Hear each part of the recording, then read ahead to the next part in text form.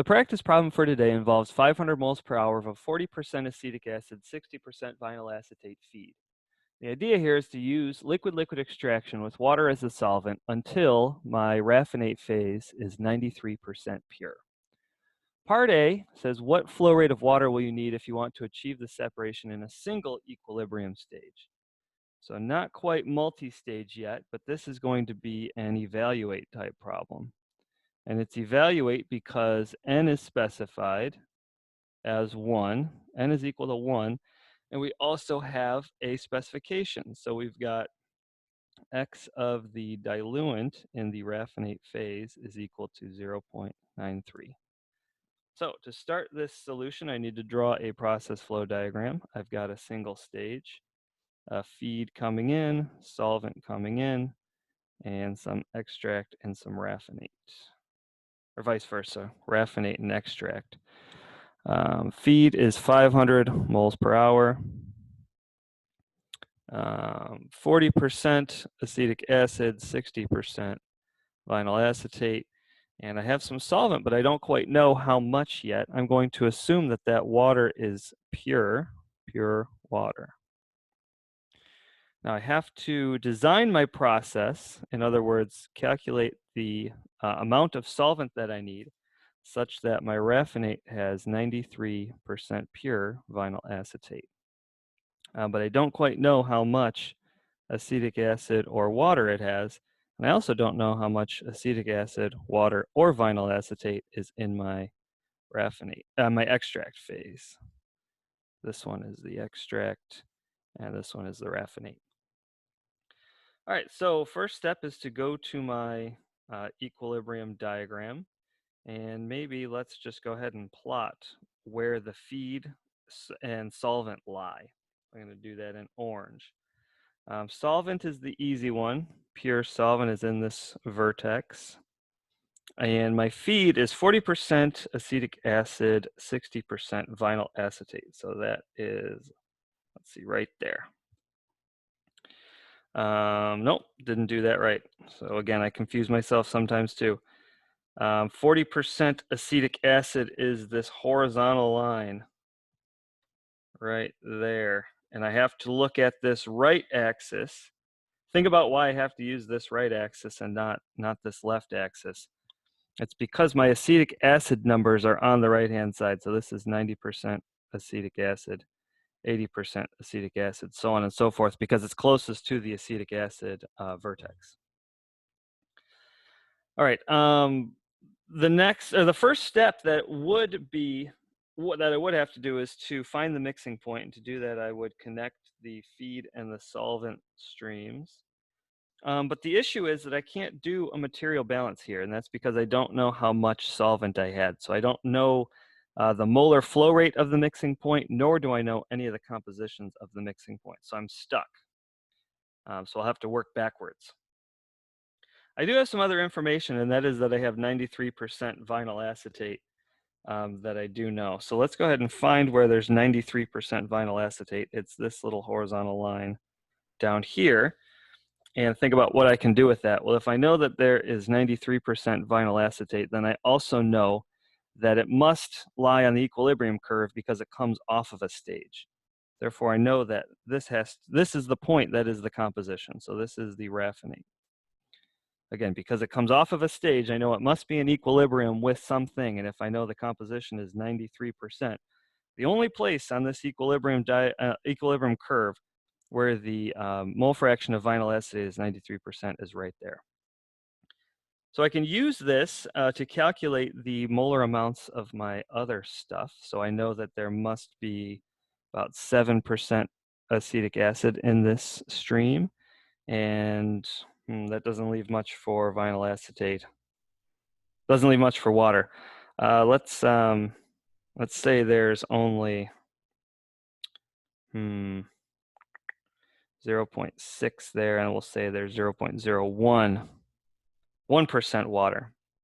Again, you're not ever going to get a perfect reading off of these graphs. Some error is totally acceptable.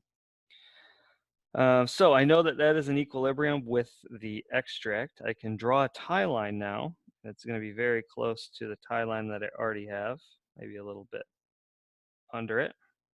And we could find what the extract composition is, E. So I'm right on the 10% acetic acid line, so 0.10 for acetic acid. And let's see, water, I've got 86%, 0.86, leaving the other 4% for vinyl acetate. Now, at this point, what I could do is I could set up an overall material balance. I could say that I now know what the outlet compositions are. I could say that 500 plus S is equal to E plus R. And I don't know, I have three unknowns in that equation, but I also have a couple more material balances that I could use. So I could do a solvent balance. This is overall, remember. I could say the solvent balance must be S is equal to, and the solvent is water, so it's 0.01 times R plus 0.86 times E. And then I could do one more. So let's do acetic acid. I would say that 500 times 0.4 is equal to 0.06 times R plus 0.10 times E. And that is a system of three equations, three unknowns, which I could then solve for my extract and raffinate flow rates, and then solve for my solvent flow rate as well, and then that would solve the problem. Three equations and three unknowns is a little bit of work, and I mentioned this last time, that it's a lot easier to do your material balances off of what the mixing point is. But how do I know what the mixing point is? Look carefully at the diagram, and I drew these in skinny lines. But my mixing line, the line from 60% vinyl acetate, 40% acetic acid to 100% water, intersects the tie line right there.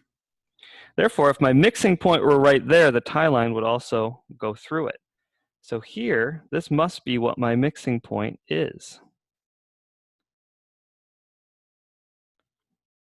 So there's a couple different ways. You could use the lever rule, and you could use the lever rule to figure out, if you had a ruler and you're handy with measuring, what the distance of this line segment is, this long one, and compare it to the distance of the entire line segment. That would give you the fraction of your mixing point that was S. What I like to do is solve for, or figure out what the composition of the mixing point is, and then use that in my material balances instead. It's going to be a simpler equation to solve. So X AA of the mix point is very close. I'm going to say it is still 0.10, maybe a little bit less than that, but we'll have a little bit of mistakes, a little bit of error, that's okay. Water is, let's see, 76%. X water mix is 0.76, which means that the last vinyl acetate of the mix point must be 0.14. All right, let's see where this gets us. So I'm going to do my material balances over on this other side now. I'm going to do an overall material balance, and it still has to be 500 plus S is equal to M. So that's two unknowns. Now notice I'm going to have very similar equations, but they're going to be easier to solve in complexity. My solvent balance is then S is equal to XS of the mixing point times M. And I know what XS of the mixing point is. I found it. It's 0.76.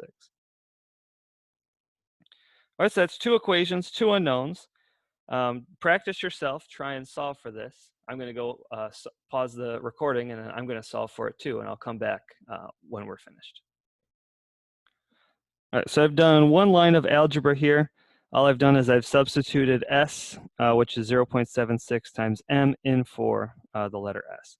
So solving this a little bit, I get M is 500 divided by 0.24. And that calculation ends up being that M is 2,083 moles per hour. Now that is pretty large. That is 4 times the amount of my feed. So with this configuration, with one single stage, the conclusion, or the point of me doing this problem, is that I wanted you to see that if you constrain yourself to a single stage, you need a lot of solvent.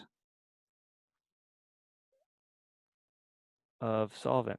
So this could be a very expensive process if you're only willing to invest the one stage in the startup, because you'll be the cost will be so high to pump all this solvent and to buy all this solvent, 4 times as much solvent as feed to this stage. So in part B, which is the second part of this video, we'll talk about a multi-stage liquid-liquid extraction problem.